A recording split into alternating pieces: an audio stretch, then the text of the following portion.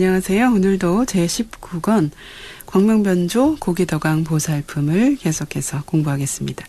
지난 시간에 악업을 지은 가장 악한 자들은 보통 4종류가 있다고 말씀하셨습니다. 첫 번째가 사중죄를 지은 사람이고, 두 번째는 방등경을 비방한 사람이고요.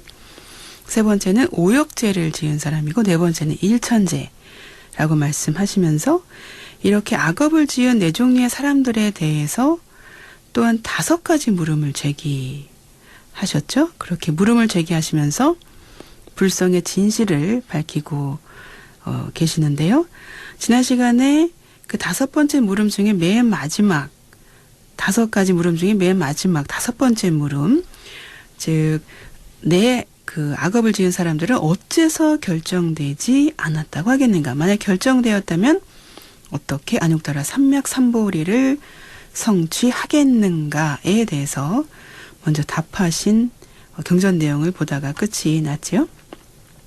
네, 그 경전을 좀 이어서 보도록 하겠습니다.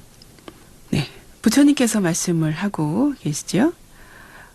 그대가 말하기를 불성이 끊어지지 않는다면 어찌하여 일천제를 일컬어 성근을 끊으니라 하겠는가 하였지만, 선남자여, 성근은 2가지가 있으니 하나는 안의 것이요 또 하나는 밖의 것이니라.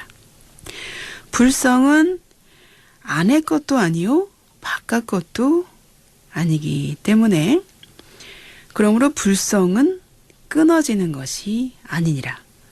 또 2가지가 있으니 하나는 유루요 또 하나는 무루 거니와, 불성은 유루도 아니고 무루도 아니므로 끊어지지 않느니라. 또 2가지가 있으니 하나는 항상 하는 것이고 또 하나는 무상한 것이거니와, 불성은 항상한 것도 아니고 무상한 것도 아니므로 끊어지지 않느니라.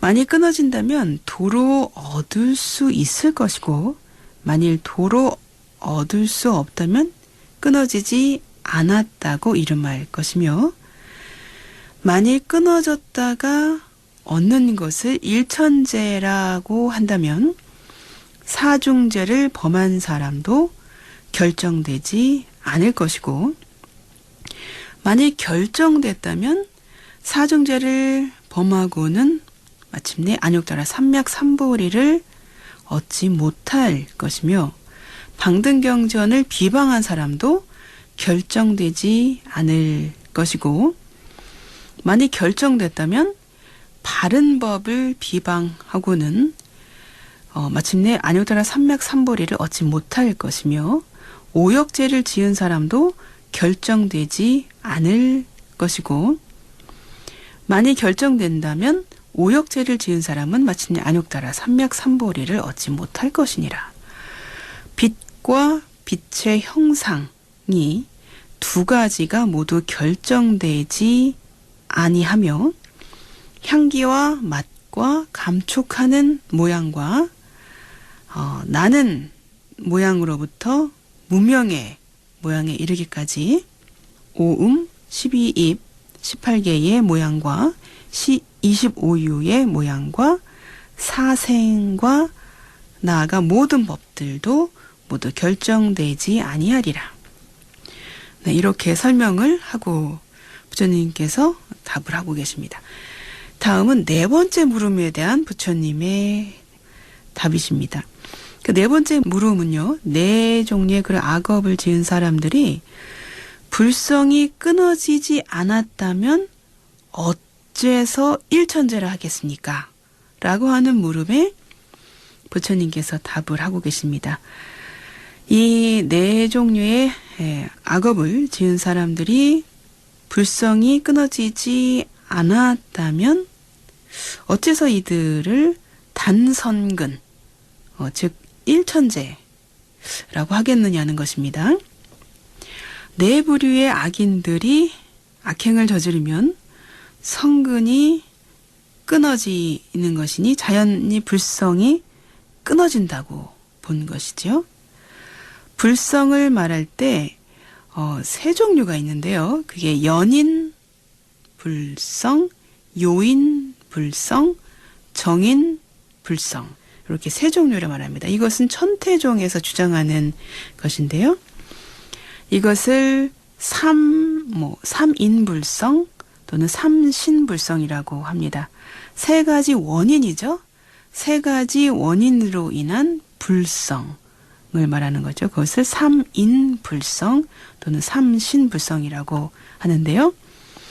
거기서 이제 말하는 게 정인. 정인은 바를 정자에 원인, 인자를 써서 바른 원인으로 인한 불성.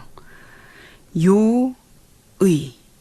정인불성은 온갖 중생이 다 가지고 있고요.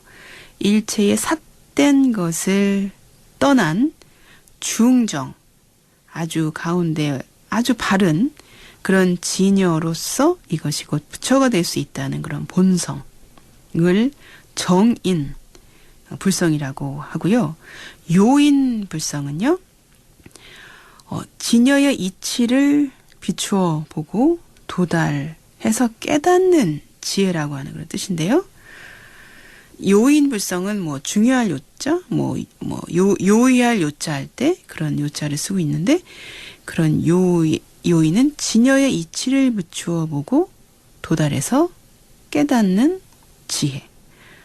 연인은 인연 연자를 써서요. 인연 연자하고 원인 인자를 써서 연인이라고 쓰는데요.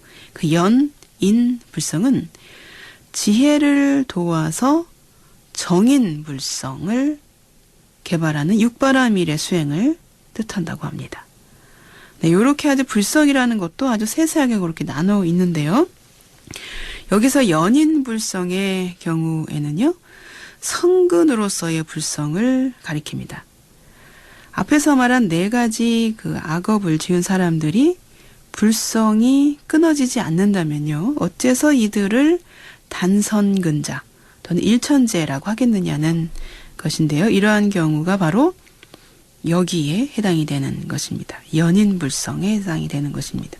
악업을 지었다고 해도 불성이 끊어진 것은 아니라는 것이죠. 왜냐하면 불성은 다음과 같은 세 가지 측면에서 끊어지는 것이 아니기 때문이라고 말씀하십니다. 안이나 밖이나 유루, 무루, 상이나 무상에서 살펴보아야 한다는 것입니다. 성근의 경우는 하나는 안의 것이고 다른 하나는 밖의 것으로 볼 수 있다고 합니다. 하지만 불성은 안에 있는 것도 아니고 밖에 있는 것도 아닌 것이죠. 유루, 무루, 상, 무상의 두 가지에 치우치지 않는 그런 중도이기 때문에 불성은 끊을 수 없다는 것입니다. 예를 들면 인간과 천상에 사는 그런 존재들은 선에 속하고요. 삼도는 악에, 여기서 삼악도를 말하는 것이죠. 삼도는 악에 속하고요. 범부의 법은 진여 밖에 있고 성인의 법은 진리 안에 있고요. 세가는 유루이고요. 출세가는 무루이고요. 유의라고 하는 것은 무상한 것이고 무의라는 것은 항상한 것이라고 하셨습니다. 그런데 불성은 이와 같은 두 가지 치우침이 전혀 없기 때문에 끊을 수 없다라고 그렇게 설명을 하고 계십니다.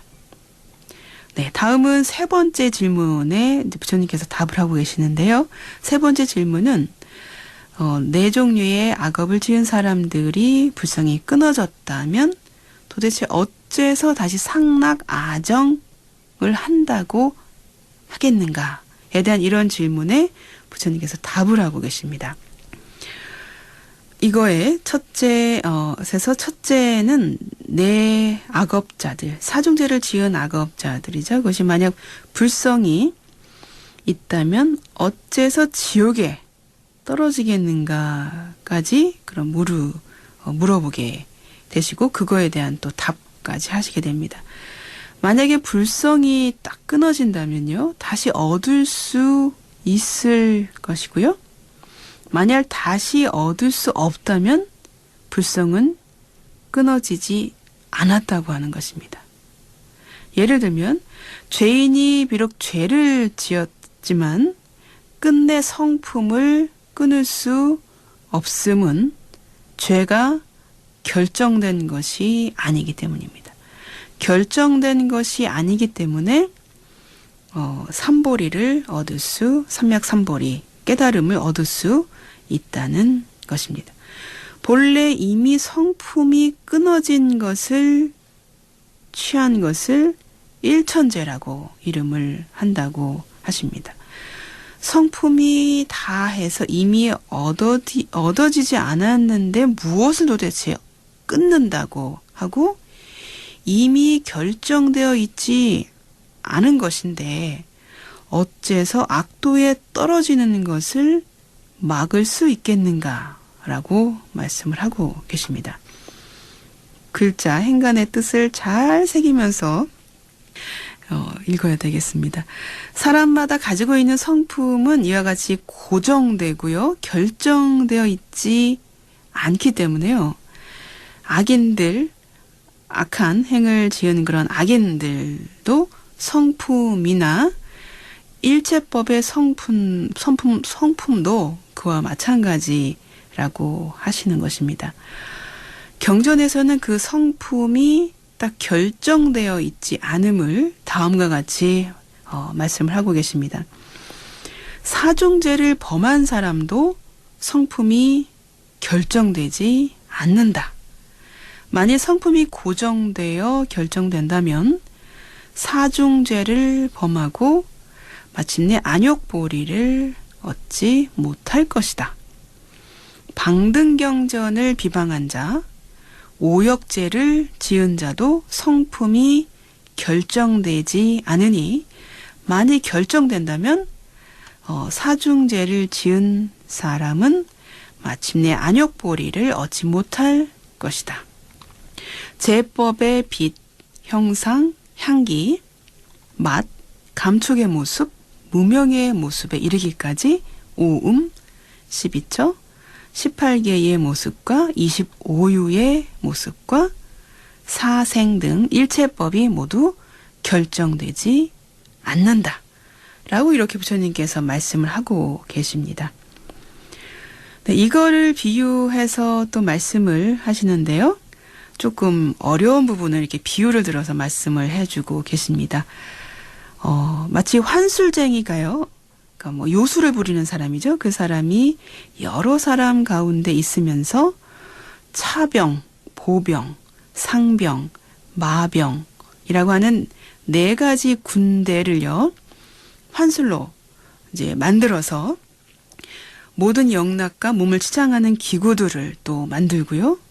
도시, 촌락, 산림, 숲, 우물, 못, 강 등을 만들었을 때 어린아이들은 지혜가 없기 때문에 이것을 보고 진짜라고 생각하지만요. 지혜 있는 사람은 그것이 모두 허황된 것이고 환술로, 요술로, 마술로 사람의 눈을 홀리는 것이라는 것을 알게 된다는 것입니다. 일체 범부로부터 성문 벽지불에 이르기까지요. 성품의 실상에 대해서 일정한 모양이 있다고 보는 것이 이와 같다고 말씀하십니다. 보살과 부처님 모든 법에 대해서 일정한 모양이 있다고 보지 않는다고 하시는 것입니다. 또 나아가서 일정한 모양이 있거나 생멸이 있다고 보지 않기 때문에 열애나 열반도 일정한 모습이 있는 것이 아니라는 것이죠. 성문 제자들은 열애가 열반에 들었다고 말을 하지만요. 열애, 부처님께서는 결코 열반에 들지 않는 줄을 알아야 한다는 것입니다. 열애의 불성이 항상한 것도 아니고 또 무상한 것도 아니고요. 끊어지지도 않는다고 하셨듯이 열반도 열애도 결정되지 않은 것이기 때문에 그렇게 네, 그렇다고 말씀하고 계십니다. 네, 그 내용은 경전 내용을 보면서 다시 한번 새기도록 하겠습니다. 483페이지에 그러한 경전 내용이 나오는데요. 그 내용을 같이 보도록 하겠습니다. 선남자여, 마치 환술쟁이가 여러 가지 가운데 있으면서 차병, 보병, 상병, 마병의 4가지 군대를 환술로 만들었거나 모든 영락과 몸을 꾸미는 기구를 만들었거나 도시, 촌락, 산림, 숲, 우물, 못, 강 등을 만들었거든. 그 사람들 중에서 어린아이들은 지혜가 없어서 그런 것을 볼 때에 참말이라고 하지만 지혜 있는 사람들은 모두 허황한 것으로서 환술로 사람의 눈을 홀리는 줄을 아는 것이니라. 선남자여, 모든 범부로부터 성문이나 벽주불에 이르기까지 모든 법에 대해서 일정한 모양이 있다고 보는 것도 그와 같거니와 부처님과 보살들은 모든 법에 대해서 일정한 모양을 보지 않느니라.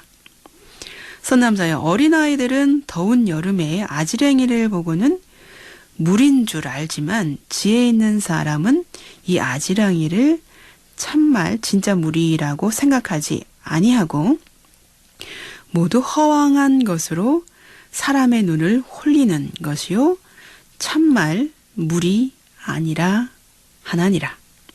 모든 범부와 성문과 연각들이 모든 법을 볼 때에도 그와 같아서 실제라 하거니와 부처님과 보살들은 모든 법을 일정한 모양이라고 보지 않느니라. 선남자여, 마치 산골짜기에서 소리에 울려서 나는 메아리를 아이들이 듣고는 진짜 소리라 하는 것과 같거니와 지혜 있는 사람은 일정한 소리가 아니고 소리인 듯한 것이 귀를 속이는 것인 줄을 아는 것이니라.